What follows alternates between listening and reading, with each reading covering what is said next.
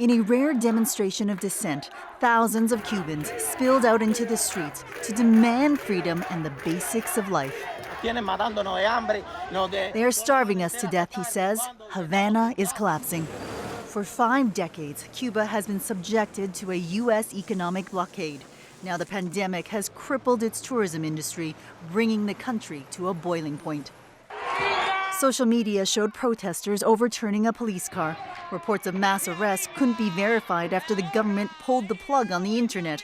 But Cuba's president took to the airwaves today to blame the U.S. All those issues that are present in our society as dissatisfaction, what is the cause of them? It's the sanctions.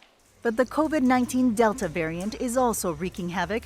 Nearly 7,000 new cases were recorded on Sunday, double the previous week. Experts say a solution must deal with the twin economic and health crises. So absolutely, the blockade should be lifted, but it should be lifted because it's cruel, particularly in a pandemic. Cuban Americans called on their government to help.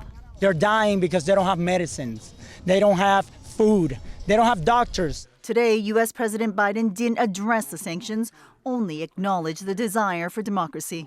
The United States stands firmly with the people of Cuba as they assert their universal rights. And we call on the government of Cuba to refrain from violence or attempts to silence the voice of the people of Cuba. With the internet being restricted in Cuba, we don't know if citizens are continuing to protest or if the government is continuing its crackdown. But with the media blackout, it will be more difficult for citizens to mobilize and to be heard outside their country. Judy Trin, CBC News, Washington.